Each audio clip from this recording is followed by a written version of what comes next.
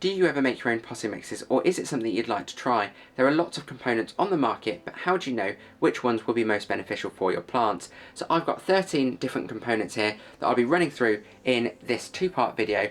I've got 10 here on this tray, and this could go horribly wrong if I tilt it in the wrong way, and I've got 3 more that I'll show you later. Now the reason it's a two-part video is because we've got 13 components, and I want to give you lots of useful information about these, so I'll be running through their beneficial properties, some of their less desirable properties and why you might avoid them, as well as how to use them in your potting mixes to help your plants thrive.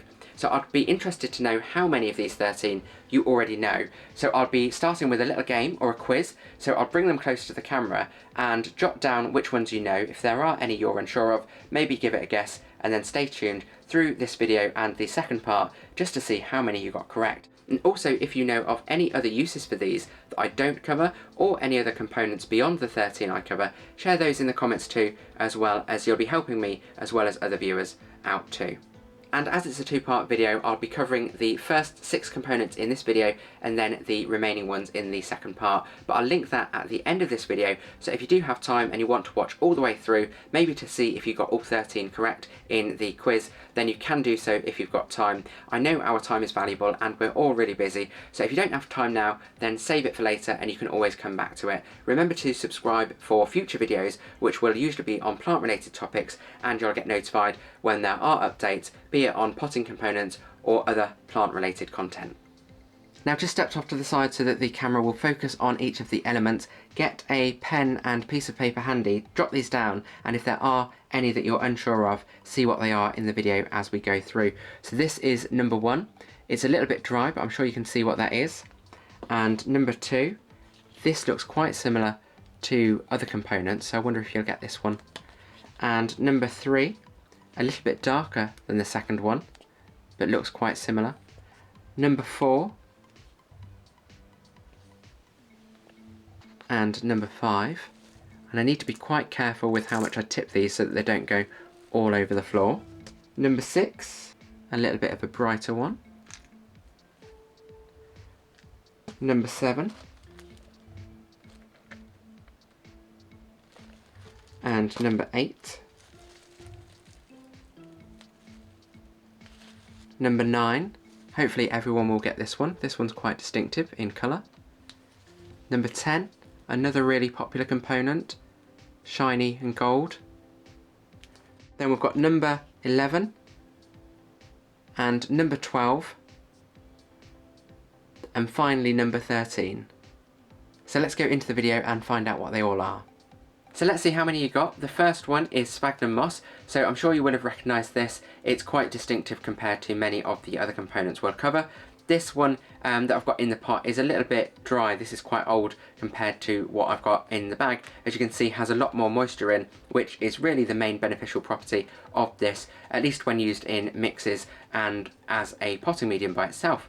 So this holds a lot of moisture. It can really soak up any water and then slowly release that back to the roots of the plant. So you might put it in potting mixes for that reason. If you've got plants that don't like to dry out or like that balanced moisture in the mix, then you can put in some of the sphagnum moss with your other components, whether that's soil or core or some of the other things that we'll touch on in just a moment. But also it's good for starting seedlings and propagations for that reason of the moisture, but it has antimicrobial properties too, so it could potentially be beneficial for those delicate plants that are just starting out as seedlings or propagations until they develop roots, and then they can be potted up once they're a little bit more established.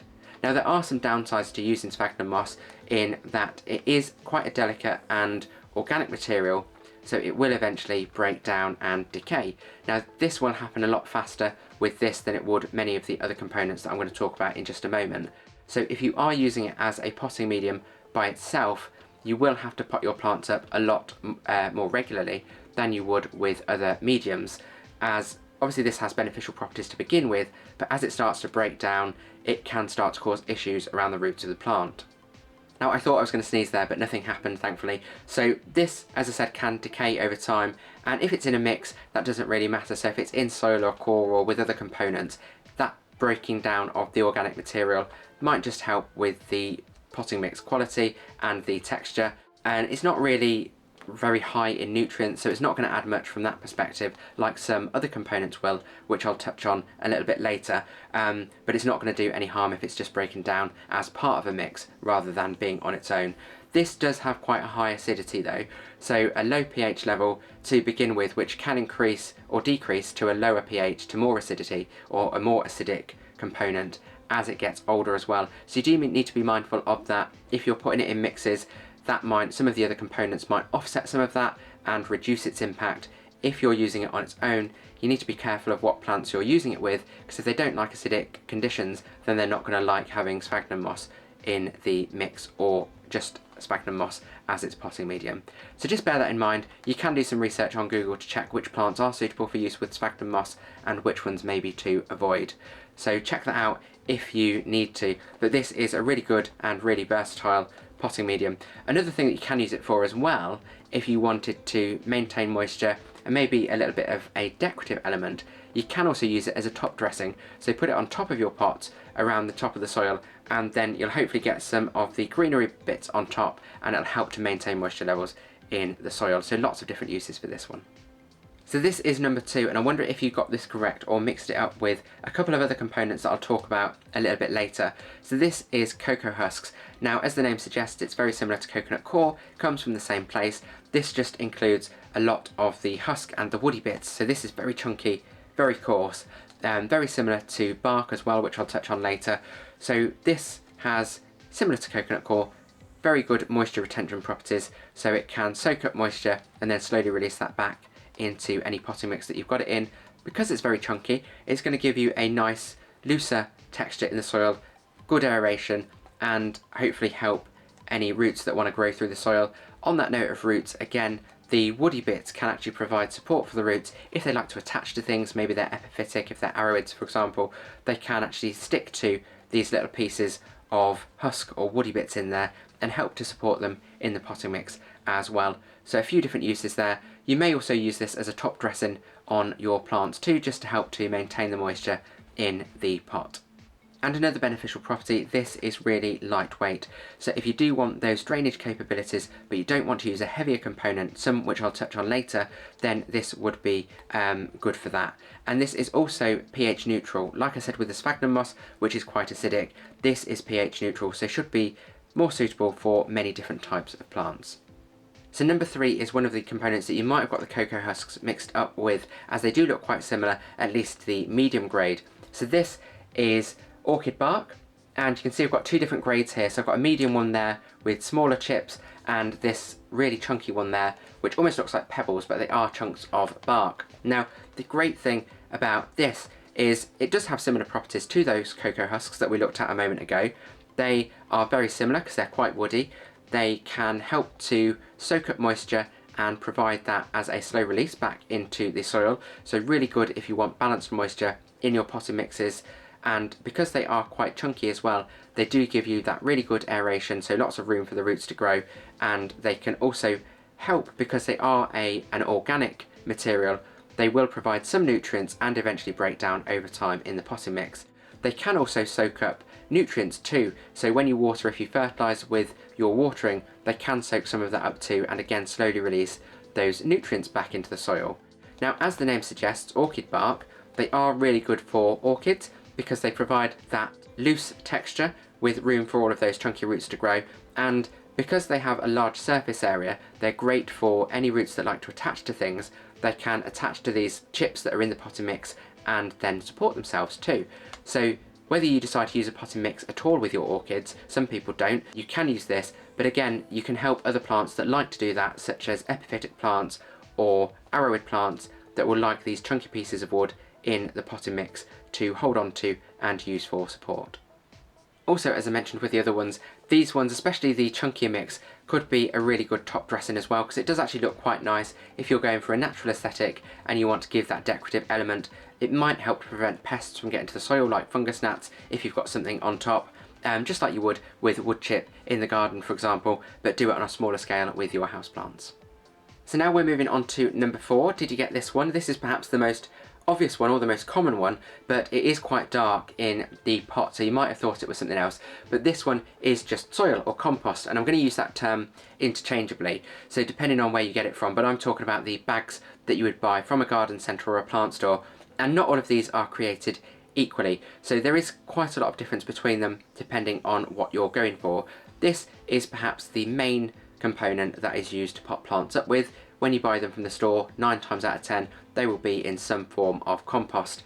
The great thing about it is made from organic material that's broken down to create that compost, so it does usually contain quite a lot of nutrients itself until that starts to break down or get used up over time, when you would then replenish with fertilisers, but it does have that sort of high proportion of nutrients to begin with.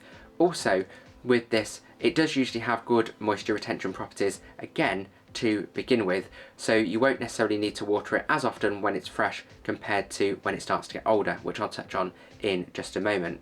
Now you can get this in different grades, just like you can with other components. You can just buy a standard bag of compost which is multi-purpose, and then that can be used for most things. It can be a little bit rough depending on how much you spend as well, so you might find the cheaper composts or soils are rougher and have chunkier pieces in, whereas the slightly more expensive ones are usually a bit better refined and have sort of smaller fibres and pieces in them. So this makes a good base. Either you can use it on its own or mix in those other components for those other beneficial properties. Now when you are buying this, I did say you can get it in different grades as well, so you could, if you wanted to, pay a little bit extra for a finer grade, which is usually like a seed compost, where it's been refined a lot more into finer particles or fibres, so that might be better for things with more delicate roots, or maybe if you're starting propagations or seedlings, whereas the sort of more everyday multi-purpose lots will be more suitable for things with established roots that have that strength to get through that rougher texture. But then you've also got ericaceous as well, which is designed for plants that like acidic soil. So if you have plants that particularly like acidic soil, then you can try it with a specialist soil like ericaceous soil, and that will give it the environment that it needs to thrive. And then lastly, when you're buying soil as well, you can get it just on its own. Again, you'll usually find the cheaper bags of soil will just be the compost, but sometimes when you spend a little bit more, maybe for the branded versions, you can get them with built-in or mixed-in slow-release fertiliser, and you'll usually see those as like little blue or little yellow pellets that are mixed into the bags, and they will release fertiliser over time. It'll usually say on the bag whether it's 3 months or 6 months or something like that, and that'll hopefully help keep your plants thriving, but also mean that you don't need to fertilise, or at least not as much as you would need to for that sort of period of time while they're in there. Now the downside of using soil, using it just on its own, it can, as I said, eventually run out of nutrients, and over time you will see this does what I would say get spent. So once you've watered it a number of times, once it's expanded and contracted and expanded and so on, it does start to compact, and it looks old. It comes away from the sides of the pot, and sometimes it can almost become hydrophobic, where you'll try and water it and the water just runs off the side or runs straight through, and then the plants don't benefit from that at all, and it can obviously cause that constriction around the roots.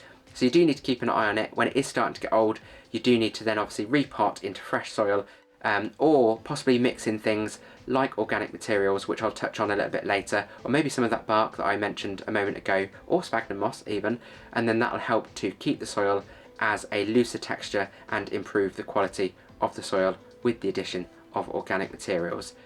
So now on to number 5. This one you may have recognised all of those little black chips in the cup. This is activated charcoal, and this can come in many different grades as well. So this is fine grade. You can get this as a medium and coarse grade too, depending on the mix that you're making and the plant that you're making it for. If you want something for more delicate roots like this, or maybe something for a larger plant with chunkier roots, you might use the coarser grade charcoal. Now this is used widely in horticulture for many different things.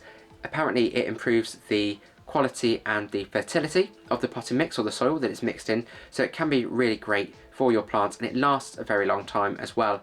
Some of the other uses that you'll find it used in are terrariums and in hydro setups, because it has really great properties for removing impurities and toxins, and also removing odours, so that's why you might use them in those other setups. But when you use them in your potting mixes or mixed in with soil or whatever other components you're using, they will of course help with those antimicrobial and removing impurity properties, Because they are so lightweight and porous, they can help with aeration of the soil, as well as acting as a wick for some of that water, so taking up water that is in the soil and then releasing that slowly to the plants as and when they need them. Also, it can do the same with nutrients as well.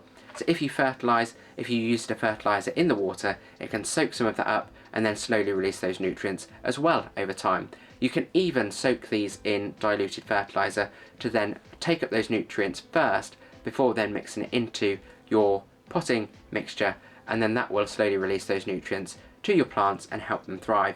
So lots of different uses for this.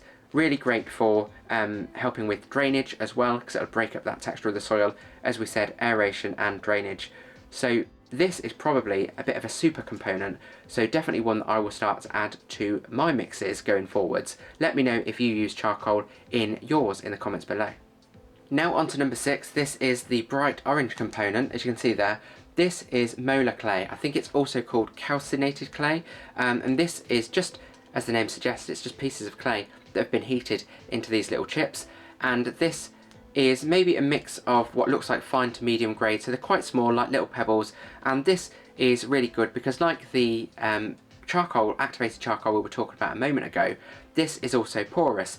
So this can be used in a similar way, so this can soak up moisture as well as nutrients and release them slowly over time for the plant. This is great as a grit. As I've said, it looks very much like little pebbles, so if you've got something that needs a lot of drainage, even things like arid plants, cacti, succulents, that like that very gritty, well-draining, drier soil, or drier potting mix should I say, then this can be a fantastic component to use. This is also quite a bit heavier than all of the other components I've showed so far, so if you do need something with a bit more weight to it, maybe you have a shallower pot or a plant that is quite large but only has shallow roots, then this is really good for adding that stability to your mixes because it gives it that extra weight as well. If you put your plant directly into a decorative pot, you might want to put a layer of this in the bottom to obviously stop the roots going directly into water, but also it would soak up some of that water as well to avoid that from happening if there was excess water, and then release it slowly back into the soil, or even as a top dressing. So if you want to, it's quite decorative, it's got a nice colour to it, then you could put it on top of your plants just to protect the top of the soil, keep moisture in, but also if you have any issues with fungus gnats, then it could cause that create a barrier to stop them from getting to the soil. So many uses for molar clay. So that's the end of part 1, and we've covered just over the first half of the tray. Now if you do want to watch part 2, it's linked at the end so you can go straight into that if you do want to watch that next. I hope you found it useful so far and hopefully learned a bit more about all of these components. As I said before, any other extra information that you want to add, please do share it in the comments below. And as I said before, do subscribe if you'd like plant content to be notified of future videos as they come out, usually one every week. And if you've got any questions, please do put them in the comments too, and I'll respond to everyone. And as always, thank you for watching Grow Your Wellbeing.